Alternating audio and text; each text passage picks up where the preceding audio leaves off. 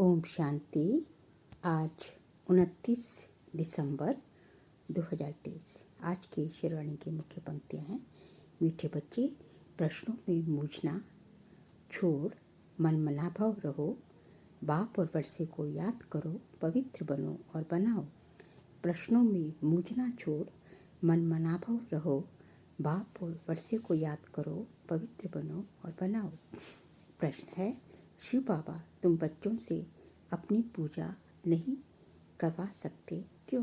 उत्तर है, बाबा कहते मैं तुम बच्चों का मोस्ट ओबीडियंट सर्वेंट हूँ। तुम बच्चे मेरे मालिक हो। मैं तो तुम बच्चों को नमस्ते करता हूँ। बाप है निरअहंकारी, बच्चों को भी बाप समान बनना है। मैं तुम बच्चों से अपनी पूजा कैसे कराऊंगा? मेरे पैर भी नहीं जिसको तुम धुलाई करो। तुम्हें तो खुदाई खिदमतकार बन विश्व की सेवा करनी है। गीत है निर्बल से लड़ाई बलवान की, ये कहानी है दिए और तूफान की। ओम शांति। निराकार शिव भगवान वाच। शिव बाबा निराकार है और आत्माएं जो शिव बाबा कहती हैं वह भी असल में निराकार है।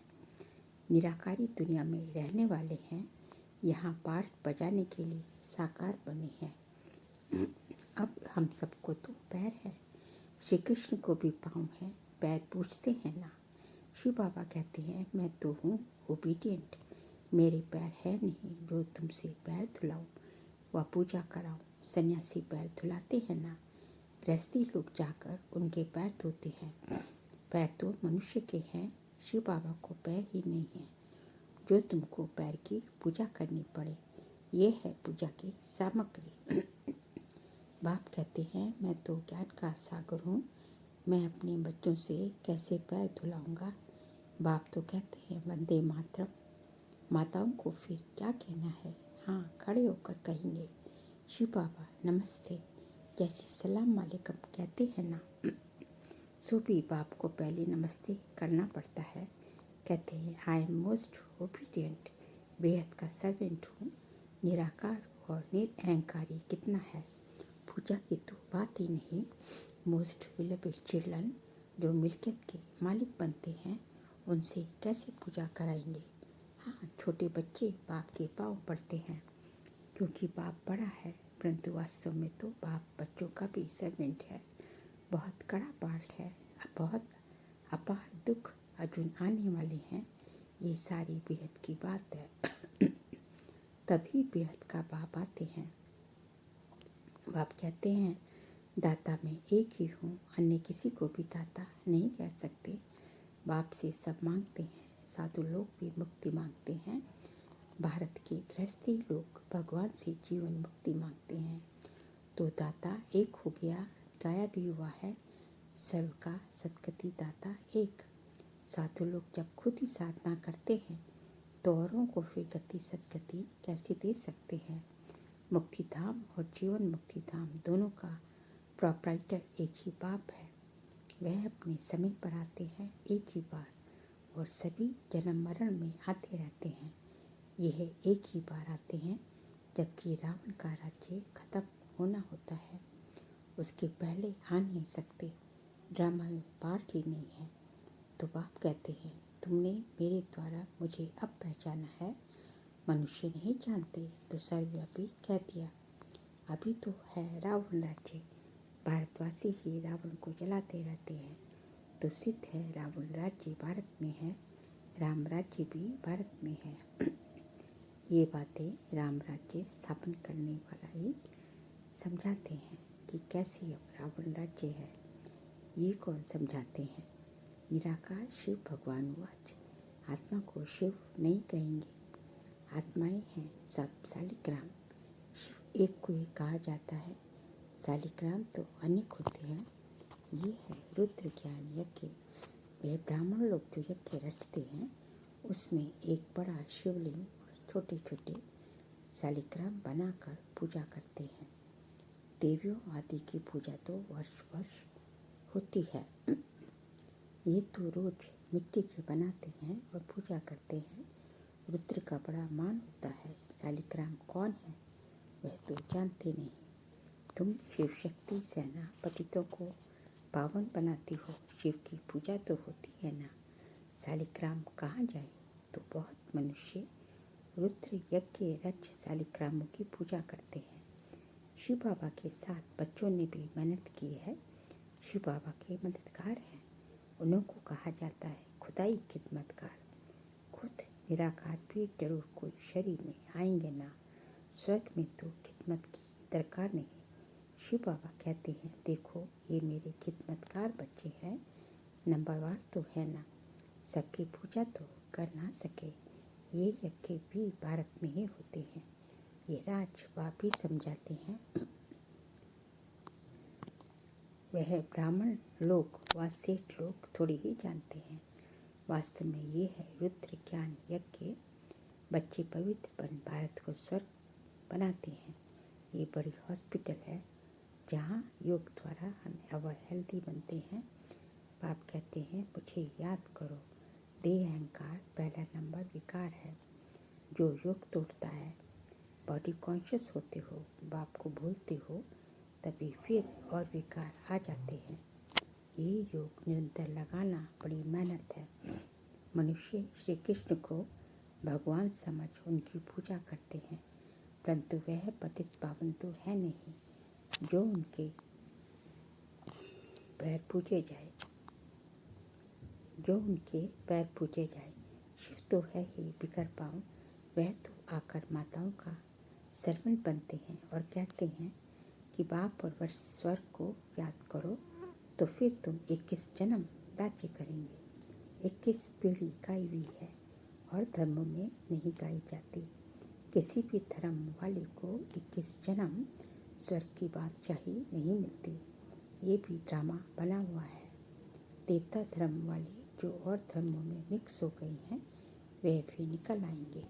स्वर्ग के सुख तो अपरंपार हैं। नई दुनिया नए मकान में अच्छा सुख होता है। थोड़ा पुराना होने में कुछ ना कुछ दाग हो जाते हैं, वे रिपेयर किया जाता है। तो जैसे बाप की महिमा अपरंपार है वैसे स्वर्ग की महिमा भी अपरंपार है, जिसका मालिक बनने का तुम पुरुषार्थ कर रहे हो और कोई स्वर्ग का मालिक बना ना सके। तुम बच्चे जानते हो विनाश की सीन बड़ी दर्दनाक है। उसके पहले बाप से वर्षा ले लेना चाहिए। बाप कहते हैं अब मेरे बनो, अर्थात ईश्वरीय गोद लो। शिव बाबा बड़ा है ना तो तुमको प्राप्ति बहुत है। स्वर्ग के सुख अपरंपार हैं। नाम सुनते ही मुख पानी होता है। कहते भी हैं फलाना स्वर्ग पधारा। स्वर्ग प्यारा लगता है। ये तो है ही नर्क। जब तक सतयुग ना हो तब तक स्वर्ग में कोई जा न सके। बाबा समझाते हैं ये जगदम्बा जाकर फिर स्वर्ग की महारानी लक्ष्मी बनती है। फिर बच्चे भी नंबरवार बनते हैं। मम्मा पापा ज़्यादा पुरुषार्थ करते हैं। राज्य तो वहाँ बच्चे भी करेंगे ना, सिर्फ लक्ष्मी नारायण तो नहीं करेंगे। तो बाप आकर मनुष्य से देवता बनाते हैं, पढ़ाते हैं। अगर कहते हैं श्री कृष्ण बनाते हैं तो फिर श्री कृष्ण को तो ले गए हैं द्वापर में। द्वापर में तो देवता होते नहीं। सन्यासी कह न सके कि हम स्वर्ग जाने के लिए रास्ता बताते हैं, उसके लिए तो भगवान चाहिए। कहते हैं मुक्ति जीवन मुक्ति के द्वार कलयुग के अंत में खुलेंगे। ये है रुद्र ज्ञान यज्ञ। मैं हूँ शिव रुद्र और ये है शालिग्राम। ये सब शरीरधारी हैं। मैंने शरीर का लोन लिया हुआ है। ये सब ब्राह्मण हैं। ब्राह्मण बिकर ज्ञान कोई में होता नहीं, शूद्र में भी नहीं है।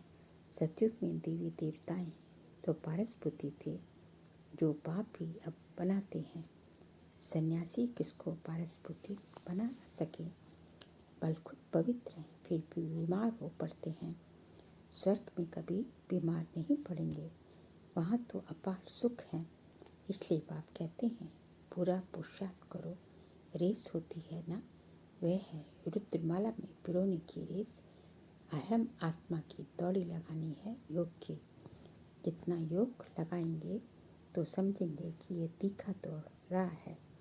उसके विकल्प विनाश होते जाएंगे। तुम उठते बैठते चलते फिरते यात्रा पर हो। बुद्धि योग की ये बहुत अच्छी यात्रा है। तुम कहते हो ऐसे बुद्धि के अपरंपार सुख पाने के लिए पवित्र क्यों नहीं रहेंगे? हमको माया हिला नहीं सकती, प्रतिज्ञा करनी होती है। अंतिम जन्म है, मरना तो है, तो क्यों नहीं बाप से पूरा वर्षा ले ले।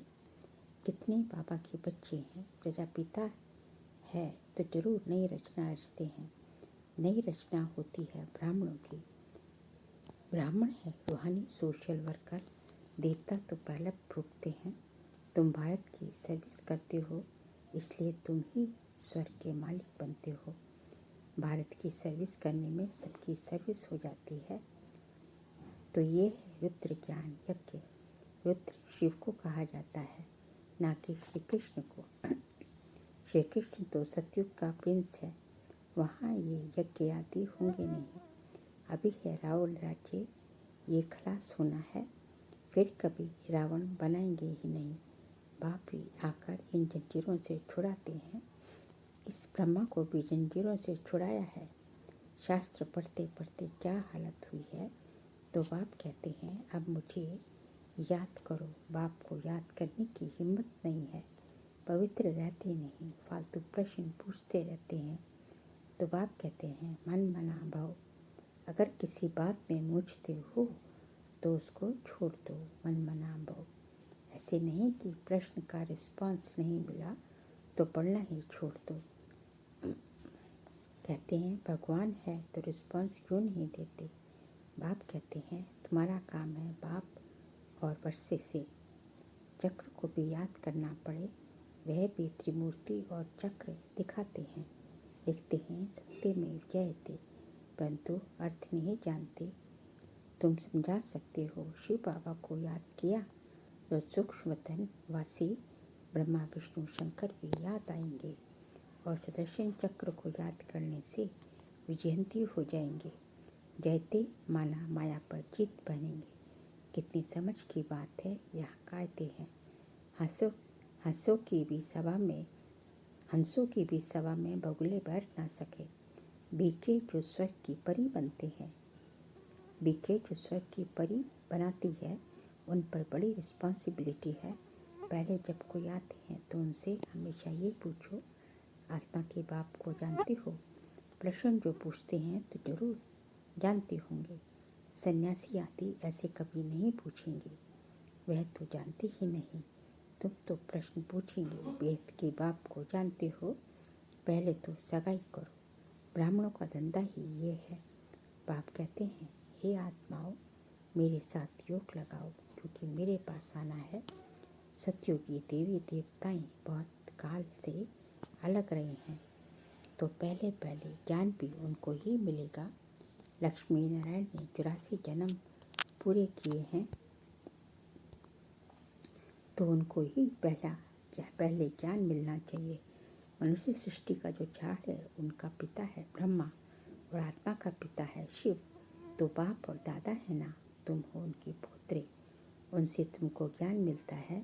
बाप कहते हैं मैं जब नर्क में आऊँ तब तो स्वर्ग रचूँ। शिव भगवान आज लक्ष्मी नारायण त्रिकालदर्शी नहीं है, उनको ये रचना का ज्ञान है नहीं, तो परंपरा कैसे चले? कई समझते हैं ये तो सिर्फ कहते रहते हैं, मौत आया कि आया, होता तो कुछ नहीं है।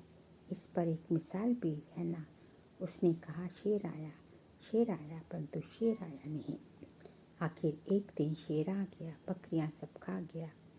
ये सब बातें यहाँ की हैं। एक दिन काल खा जाएगा, फिर क्या करेंगे? भगवान का कितना भारी यज्ञ है, परमात्मा के सिवाय तो इतना बड़ा यज्ञ कोई रच ना सके। ब्रह्मा वंशी ब्राह्मण कहलाकर पवित्र ना बना तो ये मरा।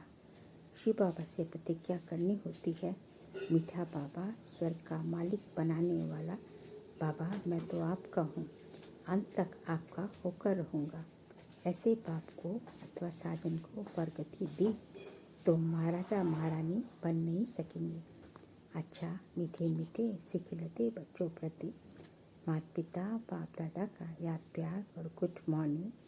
रूहानी बाप की रूहानी बच्चों को नमस्ते। हम रूहानी बच्चों की रूहानी बाप दादा को नमस्ते नमस्ते नमस्ते। साइकिल पॉइंट से सच्चा खुदाई खिदमतगार बन भारत को स्वर्ग बनाने में बाप को पवित्रता की मदद करनी है। रूहानी सोशल वर्कर बनना है। किसी भी प्रकार के प्रश्नों में मूझ कर पढ़ाई नहीं छोड़नी है।